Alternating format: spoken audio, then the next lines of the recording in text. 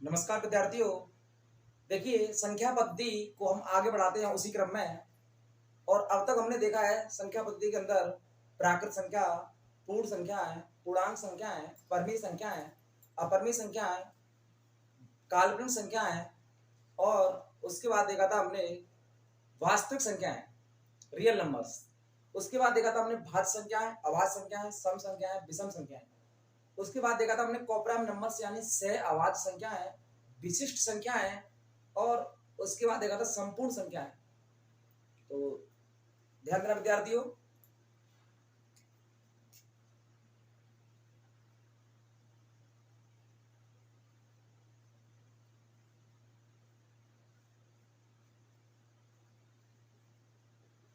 संख्या पद्धति पार्ट 4। देखिए,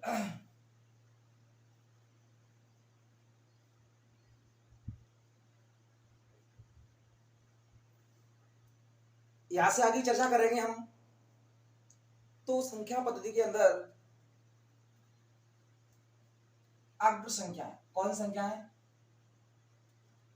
अग्र संख्या पढ़ ली थी हमने, सॉरी, अग्र संख्या पढ़ ली थी। तो इसके बाद में आती है हमारा पूर्ववर्ती मान, पूर्ववर्ती मान, पूर्ववर्ती मान। देखिए, पूर्ववर्ती मान और अनुवर्ती मान ये दोनों चलते हैं हमारे।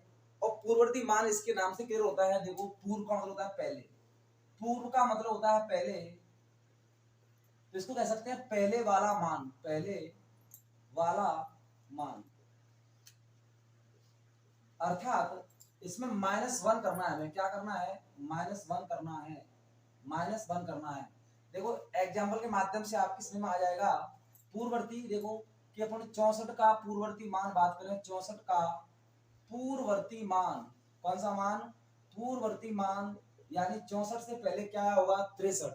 यानी ध्यान दीजिए विद्यार्थियों कि अगर पूर्ववर्ती मान पूछता है तो पूर्ववर्ती मान, जैसे 64 का पूर्ववर्ती मान क्या होगा? 63। क्लियर विद्यार्थियों? विद्यार्थी ध्यान दीजिए इधर।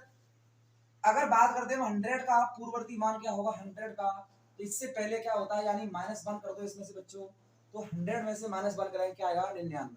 यानी 100 का पूर्ववर्ती मान हो जाएगा 99। हम बात करते हैं 540 का पूर्ववर्ती मान क्या होगा? तो इसका होगा 539। विद्यार्थी समझ में आ रहा है ना? पूर्ववर्ती मान का मतलब होता है उससे पहले वाला मान। कौन सा मान? उससे पहले वाला मान। ठीक है ना? मैं बात करता हूं 12,448, 12,448 का पूर्ववर्ती मान क्या होगा? 12,447। कितना आएगा? 12,448। विद्यार्थियों, आपकी समझ में अच्छे से आ गया होगा कि पूर्ववर्ती मान का मतलब होता है उस संख्या से जस्ट पहले वाला मान, यानी उससे पहले क्या मान उसका आया होगा, यानी उससे पहले वाली संख्या कौन सी है। तो ये एग्जाम्पल आपको समझ में आ गए होंगे। अगर मैं बात करूं 500 का पूर्ववर्ती मान क्या आएगा? 499। कितना आएगा? 499। और भी मैं बात कर देता हूं, 10 का पूर्ववर्ती मान क्या होगा? 9। अगर मैं बात करूं 100 का, हो गया 99। 120 का पूर्ववर्ती मान 119। मैं बात करूं 740 का पूर्ववर्ती मान 739। विद्यार्थियों, आशा है, मुझे पूरी आशा ही नहीं पूरा भरोसा है आपके ऊपर कि ये पूर्ववर्ती मान आपकी समझ में अच्छे प्रकार से आ गया होगा। विद्यार्थियों, इसके बाद हम बात करते हैं, इसका स्क्रीनशॉट ले लीजिए। हम पूर्ववर्ती मान के बाद करते हैं अग्रवर्ती मान। देखिए विद्यार्थियों, आपने अभी पढ़ा है पूर्ववर्ती मान निकालना, यानी किसी भी संख्या से पूर्ववर्ती मान कैसे निकालते हैं? उस संख्या से पहले वाला मान, यानी पहले वाली संख्या। तो आप देखते हैं अनुवर्ती मान ज्ञात करना, अनुवर्ती मान ज्ञात करना। कौन सा मान? अनुवर्ती मान ज्ञात करना, आफ्टर वैल्यू। देखिए विद्यार्थियों, अनु का मतलब हिंदी के हिसाब से होता है क्या? हिंदी में एक उपसर्ग होता है अनु। अनु का मतलब होता है बाद, यानी पीछे। अनु का मतलब क्या होता है? बाद या पीछे। तो सीधी सीधी बात है इसकी कि बाद वाली या बाद वाली संख्या, बाद वाली संख्या या बाद वाला मान। विद्यार्थी, आपको इसमें कुछ नहीं करना है, +1 करना है। क्या करना है? +1। उसमें आपको -1 करना था पूर्ववर्ती में, इसमें करना है आपको -1। अच्छा विद्यार्थियों, अनुवर्ती का दूसरा नाम क्या है? इसको परवर्ती बोलते हैं। क्या बोलते हैं? परवर्ती, परवर्ती। उसको पूर्ववर्ती, इसको परवर्ती। ध्यान देना विद्यार्थियों, उसका नाम था पूर्ववर्ती, इसका नाम था परवर्ती यानी अनुवर्ती मान। इसके एग्जाम्पलों की बात करें, देखो बहुत सिंपल है ये। अनुवर्ती का मतलब होता है, अनु का मतलब बाद यानी पीछे वाली संख्या। जैसे मैं बात करूं 95 का अनुवर्ती मान क्या होगा, 96। क्या होगा, 96। अगर 95 के पूर्ववर्ती मान की बात करूंगा होगा 94। कितना होगा, 94। तो ध्यान देना एग्जाम्पलों में। इसको लेते हैं 95 का अनुवर्ती मान। 95 का अनुवर्ती मान क्या होगा, 96। कुछ नहीं करना है विद्यार्थियों, दी गए मान में हमें एक जोड़ना है। क्या जोड़ना है, एक को ऐड करना है विद्यार्थियों। अगर मैं 495 की बात करूं तो ये आएगा 496। अगर मैं 9999 की बात करूं तो ये आएगा 10,000। कितना आएगा, 10,000। कुछ नहीं करना है, इसमें एक प्लस करना है यानी एक संख्या को जोड़ देना है। और बात करूंगा विद्यार्थी में 420 की, कितनी की, 420। तो ये आ जाएगा 421। विद्यार्थी समझ में आ रहा है ना। मैं बात करूं 10,450 की, कितने की, 10,450। जाएगा 10,451। मैं बात करता हूं 8,426, जाएगा 8,427। विद्यार्थियों आपकी समझ में आ गया होगा, क्योंकि पूर्ववर्ती मान यानी पहले वाला मान होता है, यानी -1 करना होगा हमें। अनुवर्ती कह लो, परवर्ती कह लो, यानी बाद वाला मान, इसमें +1 करना है, यानी दी गई संख्या में आपको ओनली एक जोड़ देना है। तो हमारा क्या जाएगा, अनुवर्ती मान। समझ में आ गया विद्यार्थियों, इसको लिख लीजिए और लगातार मेहनत करते रहिए, क्योंकि जरूरी नहीं है कि हमारा एक बार प्रयास करने से, अगर मान लीजिए प्रयास आपका खाली निकल जाता है तो आपको बिल्कुल घबराने की आवश्यकता नहीं है विद्यार्थियों। इसलिए हमें लगातार मेहनत करते रहना चाहिए। इसका स्क्रीनशॉट ले लीजिए। देखिए विद्यार्थियों, अनुवर्ती पूर्ववर्ती मान से संबंधित कुछ विशिष्ट संख्याएं, स्पेशल नंबर्स हैं, उनके मैं आपको अनुवर्ती और पूर्ववर्ती मान निकालना बताऊंगा, जो डायरेक्टली एग्जाम के अंदर आते हैं और आप लोग आप पर आते हुए भी उनको गलत कर देते हैं। तो उन संख्याओं की बात करता हूं मैं। ध्यान दीजिए, इनको हम लिखेंगे नोट के माध्यम से। किसके माध्यम से, नोट के माध्यम से। एक का पूर्ववर्ती मान, पूर्ववर्ती मान संख्या 1 का पूर्ववर्ती मान क्या होगा। अगला है संख्या 0 का पूर्ववर्ती मान क्या होगा। अगली बात करता हूं मैं, प्राकृत संख्या 1 का पूर्ववर्ती मान। अगली बात करता हूं मैं, पूर्ण संख्या 0 का पूर्ववर्ती मान, पूर्ववर्ती मान। और मैं चर्चा करता हूं कि संख्या -1 का पूर्ववर्ती मान। और विद्यार्थी बात करूं मैं कि प्राकृत संख्या 1 का अनुवर्ती मान। मैं बात करूं पूर्ण संख्या 0 का अनुवर्ती मान। कौन सा मान, अनुवर्ती मान। तो ध्यान देना विद्यार्थियों, देखो अनुवर्ती मान निकालना सिंपल है। आपको समस्या आ सकती है, समस्या आएगी आपको किसमें, पूर्ववर्ती मान निकालने में। देखिए यदि उसने ये पूछा है कि संख्या 1 का पूर्ववर्ती मान क्या होगा, संख्या 1 यानी संख्या 1 से पहले क्या आता है, 0। इसका राइट आंसर आएगा 0। अगर संख्या 0 का पूर्ववर्ती मान निकालूं मैं तो इसका आएगा -1। अगर प्राकृत संख्या 1 का पूर्ववर्ती मान, तो विद्यार्थियों इसका मान नहीं आएगा, क्योंकि प्राकृत संख्या हमारी 1 से ही स्टार्ट होती है, इसलिए प्राकृत संख्या 1 का पूर्ववर्ती मान नहीं निकल सकता है। ठीक है ना विद्यार्थियों, क्योंकि आपको ये अंदाजा होना चाहिए कि प्राकृत संख्या, कौन संख्या, प्राकृत संख्या हमारी कहां से स्टार्ट होती है, 1 2 3 4। अब उसने बोला है कि 1 का पूर्ववर्ती मान, यानी इस 1 से पहले क्या मान आएगा, तो 1 से पहले तो कोई संख्या नहीं है इसमें। भाई कॉमन सेंस की बात है इसमें कि 1 से पहले कोई संख्या नहीं है, तो प्राकृत संख्या 1 का पूर्ववर्ती मान नहीं निकाल सकते हैं। अगला है पूर्ण संख्या 0 का पूर्ववर्ती मान। तो विद्यार्थी इसका भी आंसर आपको नहीं निकालना है। क्यों निकालना है, अच्छा बच्चे लोग क्या करते हैं, इसका आंसर देते हैं 0, इसका देते हैं -1, जो कि कैसे गलत है। गलत क्यों है, क्योंकि पूर्ण संख्या की बात करूं मैं, पूर्ण संख्या की, तो विद्यार्थी पूर्ण संख्या 0 1 2 3 और ये होते हैं। हमने पहली वाली वीडियो में पढ़ा था इनको, ठीक है ना। मुझे एक चीज बताओ, इस जीरो से पहले की संख्या है क्या पूर्ण में? कोई संख्या नहीं है, तो ध्यान रखना जीरो पूर्ण संख्या आ जाए लग के आगे तो जीरो का पूर्ववर्ती मान नहीं हो सकता है। अच्छा, संख्या -1 -2 कॉमन सेंस, बिल्कुल। प्राकृत संख्या 1 का अनुवर्ती मान 0 तो कोई दिक्कत नहीं, 2 हो जाएगा। पूर्ण संख्या 0 का बिल्कुल 1 हो जाएगा। मतलब अनुवर्ती मान निकालने में आपको कोई आपत्ति नहीं है। आपत्ति आपको इन दोनों में आएगी। कौन कौन से हैं? पूर्ण संख्या 0 का पूर्ववर्ती मान नहीं होता है और प्राकृत संख्या 1 का पूर्ववर्ती मान नहीं होता है, क्योंकि इनकी स्टार्टिंग यहीं से होती है। प्राकृत संख्या 1 से स्टार्ट होती है और पूर्ण संख्या हमारी कहां से स्टार्ट होती है? 1 से 0 से स्टार्ट होती है। क्लियर विद्यार्थियों? तो ये मुझे पूरा भरोसा है आपकी समझ में आ गया होगा। इसका स्क्रीनशॉट ले लीजिए। देखिए विद्यार्थियों, इसकी बात चर्चा करते हैं हम जाति और स्थानीय मान। शायद अगर एक वर्ष में मैं 10 एग्जामों की बात करूं, उनमें से 8 एग्जामों के अंदर जाति और स्थानीय मान को लेकर के प्रश्न पूछता है। इसमें से आपको ओनली 6 संख्या महत्वपूर्ण है। कौन कौन सी? भाज्य भाज्य, परमेय अपरमेय और जाति और स्थानीय मान, मात्र 6। क्लियर है ना विद्यार्थियों? इन्हीं से प्रश्न आता रहते हैं। तो देखिए, सबसे पहले बात करता हूं मैं जातीय मान। कौन सा मान? जातीय मान। अच्छा, जातीय मान को इंग्लिश में बोलते हैं कास्ट वैल्यू। क्या बोलते हैं? Cost value. इसको फेस वैल्यू बोलते हैं। क्या बोलते हैं? Face value. इसको अंकीय मान बोलते हैं। क्या बोलते हैं? अंकीय मान।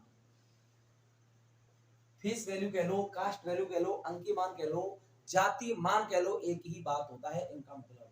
तो ध्यान देना विद्यार्थियों, मैं आपसे पूछूं कि आपकी जाति क्या है, आपका जाति मान क्या है, तो ध्यान देना विद्यार्थियों, आपका जाति मान है केवल क्या? आपका जाति मान क्या है? विद्यार्थी, मानव कह लो, इंसान कह लो, आप इंसान हैं। आपकी जाति क्या है? आप इंसान हैं। कुत्तों की जाति हमसे अलग होती है, बंदरों की जाति हमसे अलग होती है। मेरी जाति क्या है? मेरी जाति भी क्या है? इंसान है। आपकी जाति क्या है? इंसान है।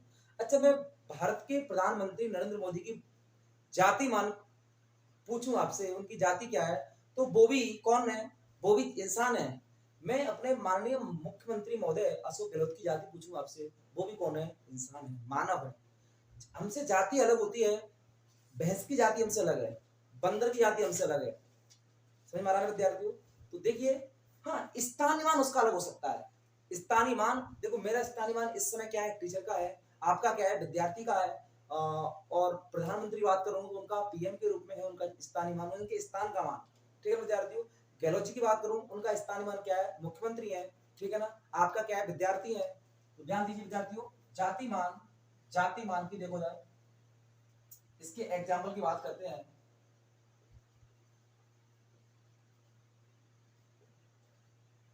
छह का जाति मान क्या आएगा? 6 का जाति मान 6, 7 का जाति मान 7, 0 का जाति मान 0, 5 का जाति मान 5, 9 का जाति मान 9, 8 का जाति मान 8 और 4 का जाति मान 4। क्वेश्चन मार्क विद्यार्थियों, ये इनकी जाति मान है। यानी जिस अंक के बारे में बात कर रहा है, जिस अंक के बारे में बात कर रहा है, वो ही अंक उसका जाति मान होता है। क्या होता है? जाति मान। विद्यार्थी समझ में आ गया होगा। जैसे मैंने ये आपके लिए एग्जांपल दिया 48 95 076, यदि इसमें से अलग अलग अंकों का जाति मान पूछता है, 7 का 7 होगा, 6 का 6 होगा, 0 का 0, 5 का 5, 4 का 4, 3 का 3, 9 का 9, 1 का 1, 2 का 2, यानी जिस अंक का जाति मान पूछेगा वही अंक उसका जाति मान कहलाएगा। विद्यार्थियों, मुझे पूरा भरोसा है आप पर कि आपकी समझ में आ गया होगा। इसको लिख लीजिए। इधर मैं आपके लिए दूसरा एग्जांपल लिख देता हूं। एग्जांपल नंबर,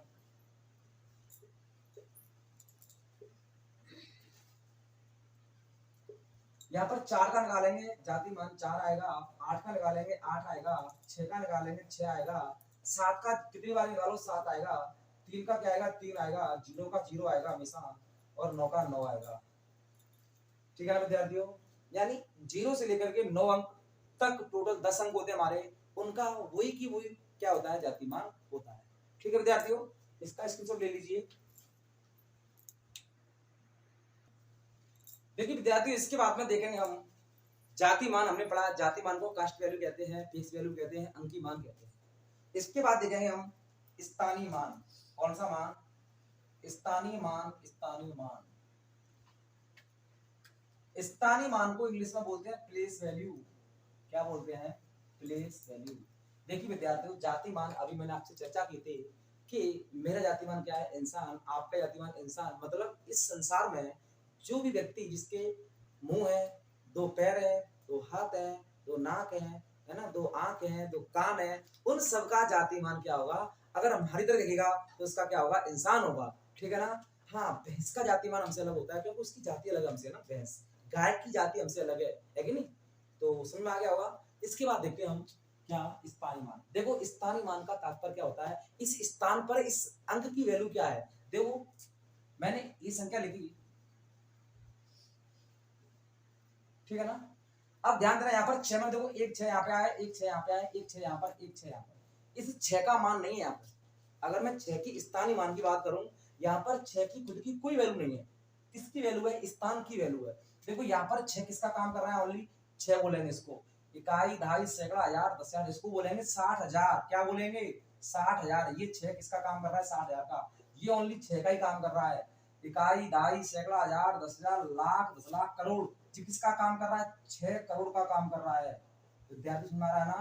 करोड़, 10 करोड़, अरब, किसका काम कर रहा है? 6 अरब का काम कर रहा है।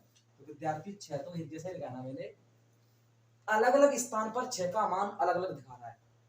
जी सेम कंडीशन हमारी है।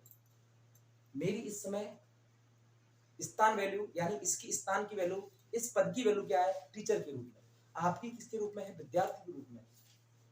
ठीक है विद्यार्थियों, समझ आ रहा होगा। देखो ये 6 किसका काम कर रहा है? 6 अरब का।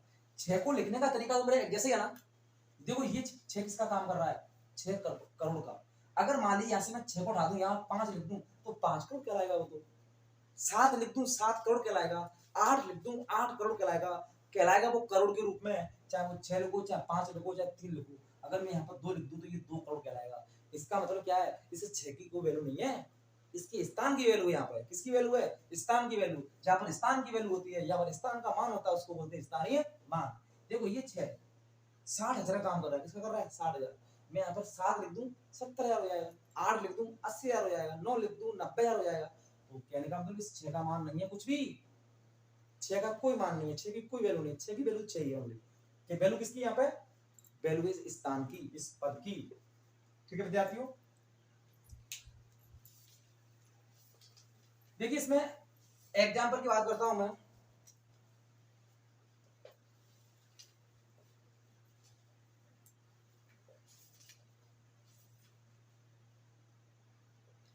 देखो 2 का स्थानीय मान क्या होगा? स्थानीय।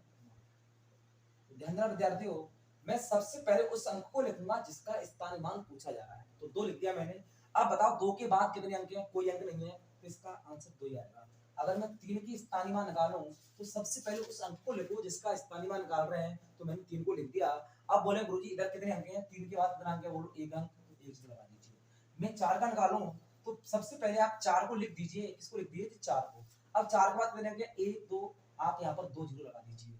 अगर मान लीजिए मैं 8 का स्थानीय मान निकालूं, सबसे पहले 8 लिखो। यानी 8 का स्थानीय मान निकालने का मतलब यह है कि इस स्थान पर 8 किसका काम कर रहा है, यानी अपनी वैल्यू कितनी दिखा रहा है। देखो इकाई, दहाई, सैकड़ा, हजार, किसका दिखा रहा है? 8,000 का मान। तो 1 2 3, कितने जीरो बोलो? 3 जीरो। देखो वैसे भी 8,000 है, यहाँ भी चेक कर लो। इकाई, दहाई, सैकड़ा, हजार, 8,000, यहाँ भी देखो 8,000। ठीक है। जीरो देखो, जीरो की तुलना मैं करता हूँ किससे? सुअर से। किससे करता हूँ? सुअर से। सुअर को तुम कितना भी नवा दबा के बैठा दो गद्दे पे, उसको मजा नहीं आएगा, उसको बिल्कुल मजा ही नहीं आएगा। जो कहेगा सर ना सा, कितना भी उसको काजू पिस्ता अच्छी सी बर्फी खिला दो, लेकिन उसका मन नहीं लगेगा। उसको बोलेंगे मन उसका कहाँ लगेगा? नाले में लगेगा। ये पक्की बात है। जीरो को हम किसी भी स्थान पर डाल दो, जीरो का मन नहीं लगता है। जीरो को मैं यहाँ पे रख दूं, यहाँ पे रख दूं, यहाँ पे रख दूं, ये हमेशा अपनी जीरो वैल्यू जीरो दिखाएगी। ठीक है ना विद्यार्थियों?